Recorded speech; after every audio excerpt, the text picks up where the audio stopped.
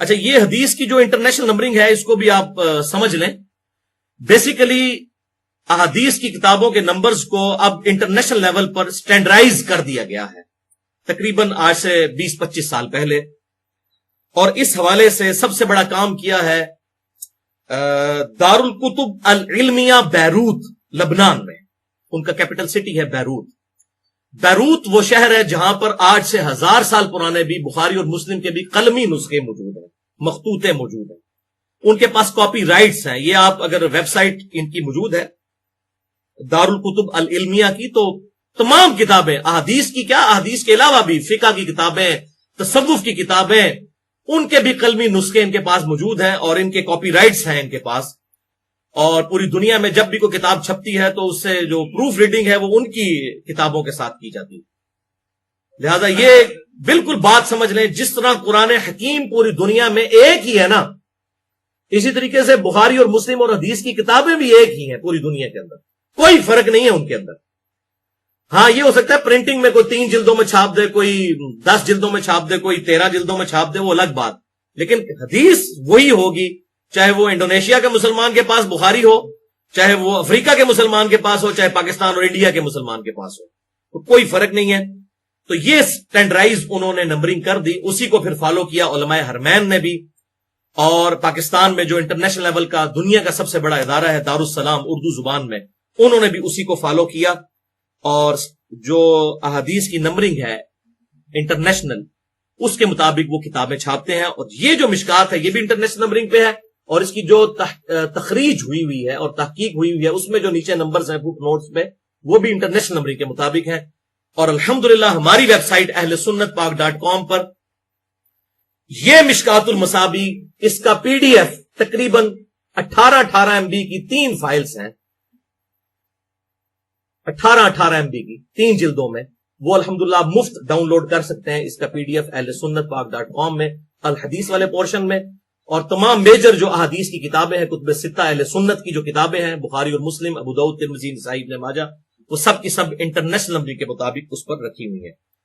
اور یہ بھی بات یاد رکھیں، یہ انٹرنیشنل نمبرنگ کا مطلب یہ نہیں ہے کوئی آج انٹرنیشنل لیول پہ کسی نے کوئی کارنامہ کر دیا ہے. حدیث کی کتابیں وہی ہیں، صرف ان کو نمبر دیے ہیں. ایون آپ کو سیدنا عثمان غنی رضی اللہ تعالیٰ عنہ کا جو نسخہ ملتا ہے قرآن حکیم کا، توپ کاپی میوزیم ٹرکی کے اندر یا اسی طریقے سے رشیا کے اندر، اس میں آیات کی نمبرنگ نہیں ہے.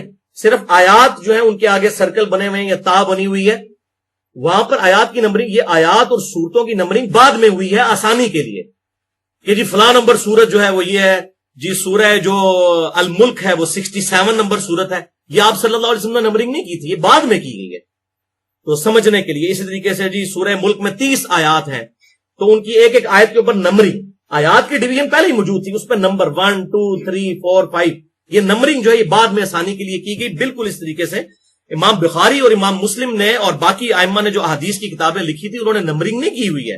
وہ قلمی نسخوں میں نمبرنگ نہیں ہے. لیکن آج تو بھائی نمبرنگ کے بغیر کام ہی نہیں چلتا، آج تو سارے کام نمبرنگ کے اوپر ہوتے ہیں.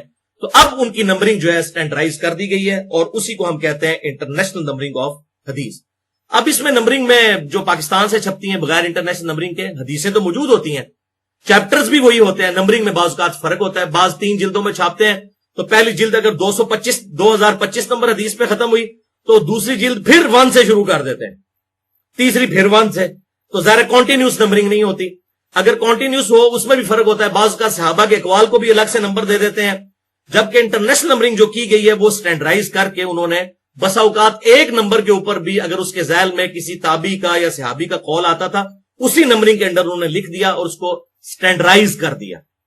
لہذا دنیا میں کہیں بھی بخاری ہو، اس میں کوئی حدیث ہو یا قول ہو، وہ دوسری جگہ پر جو بخاری اس میں موجود ہوگا نمبرنگ کا فرق ہو سکتا ہے. لیکن عربی کتب جو شائع ہوتی ہیں مکتبۃ الشاملہ یا دارالسلام کے ذریعے یا دارالکتب العلمیہ جو بیروت کا ادارہ ہے انٹرنیشنل لیول کے اوپر، وہ سب کے سب جو ہے وہ انٹرنیشنل نمبرنگ کے مطابق کرتے ہیں تاکہ ایک عام آدمی ڈھونڈ سکے. اور الحمدللہ میرے جتنے ریسرچ پیپرز ہیں، میرے سینکڑوں لیکچرز میں جتنے حوالے ہیں وہ سب کے سب انٹرنیشنل نمبرنگ کے مطابق ہیں. آپ کو تو آج ہم بتا رہے ہیں نا اتنی ڈیٹیل کے ساتھ انٹرنیشنل نمبرنگ، تو ہم تو بہت پہلے سے یہ چیز سمجھ گئے تھے کہ یہ الحمدللہ انٹرنیشنل لیول پہ جب دعوت پھیلنی ہے، اور آج پوری دنیا میں الحمدللہ اس حوالے سے دعوت پھیل چکی ہے ہمارے یہ ویڈیو لیکچرز کے ذریعے، تو پھر بات ایسی ہونی چاہیے کہ کوئی آدمی اس کو کاؤنٹر چیک بھی کر سکے انٹرنیشنل نمبرنگ کو. ورنہ ایک عام آدمی کو کیا پتا ہے کہاں سے حدیث بیان کر دی. تو لوگ تو جو ہے وہ جعلی روایتیں بھی بیان کر جاتے ہیں بخاری مسلم کا نام لے کے, تو کوئی چیک تو کر ہی نہیں سکتا, کیسے پتا چلے؟ بڑے بڑے علماء, بڑے بڑے فضلاء جو ہے اس قسم کی باتیں کرتے ہیں اور پتہ ہی نہیں چلتا. لیکن الحمدللہ ہمیں پکڑنا بڑا آسان ہے, ہمارے ریسرچ پیپر پہ بھی نمبرز لکھے ہیں, لیکچرز میں بھی بتاتے ہیں, اور پھر کہتے ہیں جی اگر نہیں آپ کو پتا چل رہا تو mirza_95@yahoo.com پہ ای میل کر کے جواب بھی لے سکتے ہیں. الحمدللہ کوئی اس کو گستاخی یا بے ادبی نہیں سمجھے گا. اس حوالے سے سمجھ لیں صحیح بخاری میں ایک حدیث ہے انٹرنیشنل نمبر کے مطابق 1390. اما عائشہ رضی اللہ تعالیٰ عنہ کہتی ہیں کہ آپ صلی اللہ علیہ وسلم کی وفات جس مرض میں ہوئی تو آپ صلی اللہ علیہ وسلم اس مرض میں اپنے چہرہ مبارک سے بار بار چادر کو ہٹاتے تھے اور یہ کہتے تھے لعن اللہ الیہود والنصارى, اللہ کی لعنت ہو یہودیوں اور نصرانیوں پر. اتخذوا قبور انبیائہم مساجدا, انہوں نے اپنے نبیوں کی قبروں کو سجدہ گاہ بنا لیا تھا. تو یہ سیدہ عائشہ کی وہ حدیث صحیح بخاری کے اندر 1390. اور آگے اما عائشہ کہتی ہیں اگر ہمیں یہ خطرہ نہ ہوتا کہ لوگ رسول اللہ کی قبر پہ سجدے شروع کر دیں گے تو ہم آپ صلی اللہ علیہ وسلم کی قبر مبارک زائرین کی زیارت کے لیے کھلی چھوڑ دیتے, یعنی وہ حجرے کی دیوار بھی گرا دی جاتی, لیکن یہ خطرہ تھا اور آپ صلی اللہ علیہ وسلم ہمیں ڈرا رہے تھے وفات کے وقت. بالی اس حوالے سے میری گفتگو ہے مسئلہ نمبر 63, ولادت مصطفیٰ صلی اللہ علیہ وسلم اور رسول اللہ کی آخری وصیتیں. یہ بھی آخری وصیت ہے تو اس میں نے ڈیٹیل سے قبروں کے احکام, گنبد خضرا کا مسئلہ, مسجد نبوی کا مسئلہ, اور یہ آج کل جو مزارات بن رہے ہیں اس کے حوالے دے کے ان کو کتاب و سنت کے دلائل میں الحمدللہ انٹلیکچوئل لیول پہ جا کے ایڈریس کیے. تو یہی 1390 نمبر حدیث ہے. پھر آگے اس کے اندر 1390 ہی نمبر کے اندر ایک تابعی ہیں سیدنا سفیان تمار رحمت اللہ علیہ, ان کا قول لے کر آئے کہ وہ کہتے ہیں میں نے رسول اللہ صلی اللہ علیہ وسلم کی قبر مبارک دیکھی ہے, وہ اونٹ کی کوہان یعنی ایک بالش جتنی اونچی ہے, 9 انچ. یہ آپ کی قبر مبارک اتنی اونچی اونچی نہیں جس طرح یہ آج بنی ہوئی ہے, خلاف سنت ہے, ایک بالش. پھر اس کے آگے لے کر آئے کہ آپ صلی اللہ علیہ وسلم کی وفات کے تقریباً 76 سال کے بعد 87 ہجری کے اندر, اور آپ سمجھ لیں کہ سیدنا عمر فاروق رضی اللہ تعالیٰ عنہ کی وفات کے تقریباً 66 سال کے بعد ولید بن عبد الملک کے دور میں جب حجرہ عائشہ کی دیوار گر گئی مسجد نبی کی توسیع کے دوران تو ایک پاؤں ظاہر ہوا, تو لوگوں نے استغفار پڑھی کہ یہ نبی صلی اللہ علیہ وسلم کا پاؤں مبارک ظاہر ہوا ہے. تو پھر عروہ ابن زبیر سید عائشہ کے جو بھانجے تھے ان کو بلایا گیا, تو انہوں نے وہ جب پاؤں دیکھا اور قبر کی لوکیشن, تو انہوں نے کہا کہ یہ سیدنا عمر کا پاؤں ہے.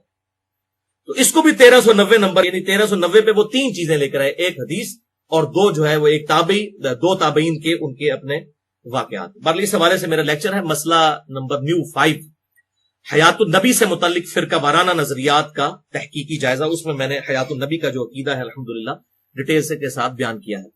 بہرحال اہل سنت پاک.com پہ یہ تمام احادیث کی میجر کتابیں جو ہیں, ہماری کتب ستہ جو ہیں, 6 بڑی کتابیں اہل سنت کی, وہ انٹرنیشنل نمبر کے مطابق موجود ہیں الحمدللہ. اردو میں بھی ہیں اور انگلش میں بھی, اور مشکات المصابیح بھی الحمدللہ موجود ہے, اور وہ آپ نمبرنگ دے سکتے ہیں. صحیح بخاری میں جو انٹرنیشنل نمبرنگ ہے احادیث کی, صحیح بخاری میں 7563 احادیث ہیں, اور صحیح مسلم میں بھی 7563 احادیث ہیں. ایسی نمبرنگ انہوں نے سیٹ کی ہے صحیحین کو. جامعہ ترمذی, یہ تو صحیحین ہوگی. اب سنن 32 کتاب جامعہ ترمذی, اس میں 3956 احادیث ہیں. چوتھی کتاب سنن ابی داؤد ہے, 5274 احادیث ہیں. 5ویں کتاب سنن نسائی ہے, 5761 احادیث ہیں. اور 6ٹھی کتاب سنن ابن ماجہ ہے, 4341 احادیث ہیں. تو یہ الحمدللہ انٹرنیشنل نمبرنگ کے مطابق انگلش اور اردو میں ہماری ویب سائٹ اہل سنت پاک.com پر موجود ہے. بہرحال یہ مشکات جو ہے یہ بخاری اور مسلم سے بھی بڑی کتاب ہے اس حوالے سے کہ اس میں اگرچہ حدیثیں تو 6294 ہیں, لیکن اس میں حدیثوں کی تکرار نہیں ہے, ریپیٹیشن نہیں ہے. ایک حدیث جب ایک دفعہ آئی تو ایک دفعہ ہی آئی ہے, جبکہ صحیح بخاری اور مسلم میں ریپیٹیشن ہے, تب ان کی 7563 بنتی ہیں. ادروائز ریپیٹیشن نکال دیں تو تقریباً بخاری میں بھی 4000 حدیثیں ہیں اور مسلم میں بھی 4000 ہیں, اور اگر ان کی بھی کامن حدیثیں نکالی جائیں تو 2000 کے قریب تقریباً کامن حدیثیں ہیں بخاری اور مسلم کی, جس کو ہم کہتے ہیں متفقن علیہ, جن پہ وہ 2 بڑے امام متفق ہیں. 1906 احادیث ہیں جس پہ امام بخاری اور امام مسلم متفق ہیں, اور یہ بھی الحمدللہ الگ سے کتاب چھپ چکی ہے جس میں صرف بخاری اور مسلم کی متفقن علیہ احادیث موجود ہے, اللؤلؤ والمرجان کے نام سے. اور فواد عبد الباقی ایک عرب کے اسکالر ہیں, انہوں نے یہ محنت کی کہ جس پہ بخاری اور مسلم کی جو ایگریڈ اپون احادیث ہیں متفقن علیہ حدیث, وہ انہوں نے ایک جگہ جمع کر دی ہیں. اللؤلؤ والمرجان, 2 موتی آئے نا سورہ الرحمن کے اندر, اللؤلؤ والمرجان, تو انہوں نے کہا لؤلؤ والمرجان یعنی بخاری اور مسلم یہ دو سنت کے موتی ہیں بڑے بڑے، 1906 احادیث الحمدللہ اس کے اندر موجود ہیں۔ بھائیو، شیخ زبیر علی زئی صاحب نے جو مشکات المصابیح کی تحقیق اور تحکیم کی ہے، اس حوالے سے تھوڑا ٹیکنیکلی اس کو آپ سمجھ لیں تاکہ آپ کو اس کتاب کو پڑھتے ہوئے آسانی ہو، کہ پہلی فصل تو تمام چیپٹرز کے اندر بخاری اور مسلم کی ہے، وہ تو انہوں نے مقدمے میں بھی شیخ صاحب نے لکھ دیا کہ اس کی تو احادیث بالکل صحیح ہے، اس میں تو حکم لگانے کی ضرورت نہیں ہے۔ باقی جو دوسری اور تیسری فصل ہے جس میں ادر دین بخاری اور مسلم، جامع ترمذی، سنن ابی داؤد، سنن نسائی، سنن ابن ماجہ، الموطأ امام مالک، المستدرک للحاکم، سنن البیہقی، مسند امام شافعی، مسند امام احمد اور باقی کتابوں سے جو احادیث موجود ہیں اس پہ انہوں نے الحمدللہ تحقیق بھی کی، تحکیم بھی کی اور اس کی تخریج بھی کی۔ تو یہ ٹوٹلی 4 کیٹیگریز بنے گی، آپ کو ہر حدیث کے فٹ نوٹ پہ وہ لکھا ہوا مل جائے گا، یا تو حدیث ہوگی صحیح، یا حدیث ہوگی حسن لذات ہی، جو اپنی ذات میں حسن ہو۔ ایک شیخ البانی صاحب والی حسن ہے جو ضعیف ہی ہوتی ہے، ضعیف جمع ضعیف از اکول ٹو حسن لغیرہ، وہ ضعیف ہی رہتی ہے، ضعیف جمع ضعیف پکی ضعیف۔ تو شیخ البانی کو یہ اجتہادی غلطی لگی، وہ 2-3 ضعیف اگر روایتیں ان کو جمع کر کے تو کہتے تھے یہ حسن لغیرہ ہی تو بنی گئی ہے، تو حسن لذاتی حجت ہے، حسن لغیرہ ہی حجت نہیں ہے۔ تو دوسری کیٹیگری حسن لذاتی ہی یعنی وہ صحیح حدیث کی ہوتی ہے، اس سے جسٹ آپ سمجھ لیں صحیح حدیث تو A1 گریڈ اور حسن جو ہے وہ A گریڈ۔ اور پھر جو باقی 2 کیٹیگری ہیں، تیسری وہ ضعیف روایت، عربی میں ہم ضعیف کہتے ہیں، اردو میں ضعیف، اور چوتھی موضوع من گھڑت روایت، اس کو بھی انہوں نے پوائنٹ آؤٹ کر دیا ہے۔ تو ضعیف جو روایتیں ہیں ان کی 5 ہی وجوہات ہو سکتی ہیں جو انہوں نے فٹ نوٹ پہ عربی میں لکھا ہے، لیکن عام جس کو اردو پڑھنی آتی ہے وہ اتنی سمپل عربی ہے کہ اس کو سمجھ آ جائے گا، مولوی کے ڈھکوسلے سے وہ بچ سکتا ہے، جو مولوی دھوکہ دیتے ہیں جی پہلے عربی سیکھو۔ تو اب الحمدللہ اردو میں آ چکا ہے، بھائی اردو میں آ چکا ہے، عربی سیکھ کے بھی تو اردو میں ترجمہ کرنا ہے نا، تو اردو میں تو ترجمہ آپ کے بہت بڑے علماء کا موجود ہے، آپ اس کو ہی پڑھ کے دیکھ لیں۔ تو 5 کیٹیگریز ہیں، یا تو انہوں نے لکھا ہوگا کہ راوی جو ہے اس روایت میں فلاں راوی جو ہے وہ ضعیف ہے عند الجمہور، جمہور محدثین کے نزدیک وہ ضعیف راوی ہے، یا تو یہ حکم ہوگا اس ضعیف روایت کے اندر۔ دوسرا یہ ہوگا کہ مدلس کی ان والی روایت ہوگی، کہ اس میں راوی مدلس ہے اور ان سے روایت کر رہا ہے، ظاہر ہے وہ ضعیف ہوگی، صحیح مسلم کے مقدمے میں موجود ہے۔ تیسرا حکم یہ ہوگا کہ اس روایت کے اندر کوئی راوی مجہول ہے، ان نون راوی، جس کو کوئی جانتا نہیں ہے، مجہول راوی۔ تو جب ان نون ہے تو ظاہر ہے کہ لاوارث اور لاپتہ لوگوں کی روایتیں تو قبول نہیں کی جاتی نا، یہ تو نون لوگ ہونے چاہیے۔ ہو سکتا ہے شیطان انسانی شکل میں آ جائے جو صحیح مسلم کے مقدمے میں ہے، ابن مسعود کہتے ہیں بعض کا شیطان بھی انسانی شکل میں آ کے حدیث بیان کر کے چلا جاتا ہے، یہ جو اکثر کہتے ہیں حضرات فرماتے ہیں، بزرگ فرماتے ہیں، وہ بزرگ بدے شیطان ہی فرما کے چلے گئے ہوں۔ تو سند ہونی چاہیے پوری کہ کس بندے نے یہ بات کی ہے، تو مجہول، ان نون، لاوارث اور لاپتہ قسم کا انسان کوئی روایت کرے گا تو ایکسیپٹیبل نہیں ہوگی۔ اور چوتھا ہے منقطع روایت ہے، یعنی راوی تو نون ہے لیکن ان کی آپس میں ملاقات ہی نہیں موجود ہے، آپس میں ملاقات ہی نہیں ہے۔ ایک کہتا ہے جی میں نے حضرت ابو ہریرہ سے سنا اور اس نے حضرت ابو ہریرہ کا زمانہ ہی نہیں پایا، تو روایت منقطع ہوگی، ٹھیک ہے۔ یا وہ کہے گا ویسے اگر وہ سکا ہوگا تو یہ نہیں کہے گا میں نے ابو ہریرہ سے سنا، وہ کہے گا ابو ہریرہ سے روایت ہے، تو وہاں پکڑا جائے گا بھئی تو کہاں سے روایت کر رہا ہے، بیچ میں بندہ بتا کس سے سنا تو نے، پوری سند اپنی بیان کرنا۔ جیسا کہ امام بخاری کہتے ہیں حدیث کی سب سے بیسٹ سند یہ ہے کہ میں نے سنا احمد بن حنبل سے، احمد بن حنبل نے سنا امام محمد بن ادریس شافعی سے، شافعی نے سنا امام مالک بن انس سے، اور مالک بن انس نے سنا امام نافع سے، اور نافع نے عبداللہ بن عمر سے، اور عبداللہ بن عمر نے نبی صلی اللہ علیہ وسلم سے۔ تو یہ پوری چین ہے نا، چین جوڑنی پڑے گی ورنہ تو روایت ایکسیپٹیبل نہیں ہوگی۔ تو منقطع روایت جس میں انقطاع ہو، ٹوٹی ہوئی چین ہو، تو وہ روایت ایکسیپٹیبل نہیں ہوگی۔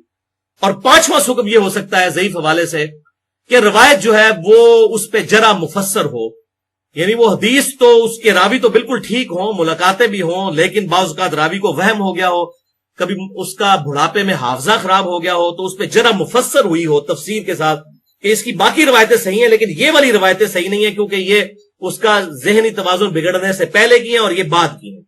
یا کوئی روایت شاذ ہو سکتی ہے اسی جرا مفسر کے ہی کیٹیگری کے اندر کہ اس نے اپنے سے زیادہ سکا راوی کی مخالفت کی ہو۔ یہ بڑے ٹیکنیکل ٹرمز ہیں، اس حوالے سے آپ میری گفتگو دیکھ لیں۔ مسئلہ نمبر 36 ضعیف الاسناد اور من گھڑت احادیث کے فتنے کا تحقیقی جائزہ، اہل سنت پاک .com پر مسئلہ نمبر 36، 1 گھنٹہ اور 25 منٹ کی گفتگو ہے۔